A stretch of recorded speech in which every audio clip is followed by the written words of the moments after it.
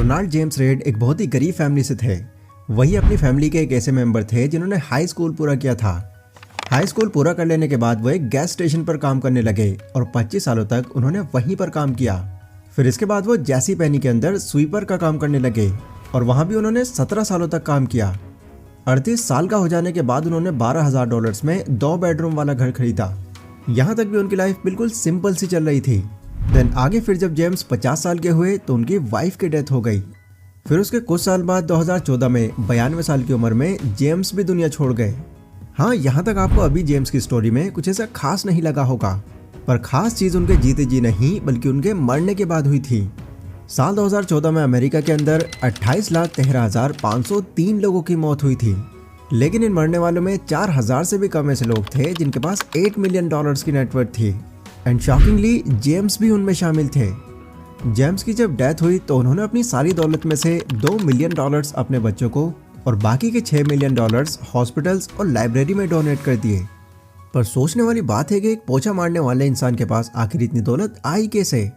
तो देखो, ना तो जेम्स ने कोई लॉटरी जीती थी और ना ही उनको ये पैसे विरासत में मिले थे, बल्कि ये उनके इन्वेस्टमेंट के पैसे थे जो उन्होंने थोड़ा थोड़ा सेव करके ब्लू चिप स्टॉक्स में इन्वेस्ट किए थे। एंड बीच में उन्होंने उनको निकाला नहीं, काफी लंबे टाइम तक वेट किया, जिसकी वजह से उनकी छोटी छोटी इन्वेस्टमेंट कंपाउंड होकर $8 मिलियन की बन गई। जेम्स रीड जब अपने डेथ बेड पर थे तो उस टाइम कोई रिचर्ड फर्स्टकॉर्न न्यूज के अंदर बहुत छाए हुए थे। जेम्स जिनके पास आखिरी टाइम तक कुछ ऐसा खास नहीं था, वहीं रिचर्ड के पास एक सुकून भरी लाइफ जीने के लिए सब कुछ था। उन्होंने हार्वर्ड से MBA किया था और वो मैरिल लंच के एग्जीक्यूटिव थे। वो इतने कामयाब थे कि क्रेंस बिजनेस मैगजीन ने 40 अंडर 40 के कामयाब बिजनेस पीपल की लिस्ट में उनको भी शामिल किया था। लेकिन साल 2000 की शुरुआत में उन्होंने अपने ग्रीनविच के 18,000 स्क्वायर फुट वाले घर, जिसमें 11 बेडरूम, 2 एलिवेटर, 2 स्विमिंग पूल और 7 गैराज थे, उन्होंने उसको और एक्सपेंड करने के लिए एक बहुत बड़ा अमाउंट उधार ले लिया। फिर साल 2008 में जब फाइनेंशियल क्राइसिस शुरू हुआ तब उस टाइम रिचर्ड आसमान के सितारे से जमीन की धूल बन गए, क्योंकि उनके कर्ज और उनकी खुद की एक्सपेंसिव चीज़ों ने उनको बैंकरप्ट कर दिया। और हालात जब उनके इतने खराब हो गए तो उनके ग्रीनविच मैंशन को इंश्योरेंस कंपनी के द्वारा असली कीमत से 75% कम में नीलाम किया गया। आप समझ सकते हैं कि जहां जेम्स नेचर से बहुत पेशेंस रखने वाले इंसान थे, वहीं रिचर्ड बहुत लालची थे। हालांकि उनके एजुकेशन और करियर में जमीन आसमान का फर्क था, लेकिन दोनों का लाइफ एक्सपीरियंस बिल्कुल ही अलग था। तो यहाँ से कंक्लूजन ये निकलता है कि आप कितने भी पढ़े लिखे हो, आपका बैकग्राउंड क्या है, इन सब चीज़ों से कोई फर्क नहीं पड़ता, बल्कि पैसों को लेकर आपकी साइकोलॉजी कैसी है, इससे यह तय होता है कि आपकी एंडिंग कैसी होगी। The psychology of money book पर मैं ऑलरेडी वीडियो बना चुका हूँ, बट वो इस वीडियो का पार्ट 1 था।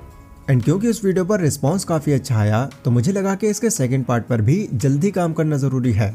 अगर आपने पहला पार्ट देख रखा है तो बहुत अच्छी बात है, लेकिन अगर आप सेकेंड पार्ट से इस वीडियो की शुरुआत कर रहे हैं तो भी कोई इशू नहीं है। इस वीडियो के खत्म होने के बाद भी आप वो वीडियो देख सकते हैं, लिंक मैंने डिस्क्रिप्शन में दे दिया है। आज की इस वीडियो में मैं इसी बुक के बाकी लेसन शेयर करने वाला हूँ और ये लेसन्स आपके बहुत काम आने वाले हैं, इसलिए इनको बहुत ध्यान से समझना। So let's begin. Number 1, social comparison is the biggest problem. Rohit Sharma की सालाना इनकम 16 करोड़ है, जो नो डाउट अमीर बनने के लिए काफी है, पर वहीं उनके साथ खेलने वाले विराट कोहली की इनकम 150 करोड़ से भी ज्यादा है। ऐसे में अगर रोहित को विराट से कंपेयर किया जाए तो रोहित शर्मा तो विराट के सामने बहुत ज्यादा गरीब है। लेकिन वहीं अगर विराट की बात करें तो उनके पास इतना पैसा है कि उनके बाद भी उनके आने वाली जनरेशन बिना काम किए एक कंफर्टेबल लाइफ जी सकती है। पर इतना पैसा होने के बाद भी विराट कोहली फोर्ब्स के टॉप 50 अमीर एथलीट्स में शामिल नहीं है। एथलीट्स की बात छोड़ो, अगर बिजनेसमैन को ही देखें तो मुकेश अंबानी के पास अकेले इतना पैसा है कि अगर वो अपनी सारी दौलत डोनेट कर दें तब हर गरीब इंडियन को $59 मतलब कि करीब 5,000 रुपये मिलेंगे। इससे ही आप अंदाज़ा लगा सकते हैं कि उनके पास कितना पैसा है। लेकिन फिर भी मुकेश अंबानी इंडिया के पहले नहीं बल्कि दूसरे अमीर आदमी हैं। अंबानी साहब एक दिन में जितना पैसा कमाते हैं वो रोहित शर्मा की सालाना इनकम से भी ज़्यादा होता है। दोस्तों, यहाँ पर पॉइंट ये है कि ये जो सोशल कंपैरिजन है इसकी कोई लिमिट नहीं है और इस तरह के कंपैरिजन को कोई भी बीट नहीं कर सकता है। एक तरह से आप ये समझ सकते हैं कि ये एक ऐसी लड़ाई है जिसमें कोई नहीं जीत सकता।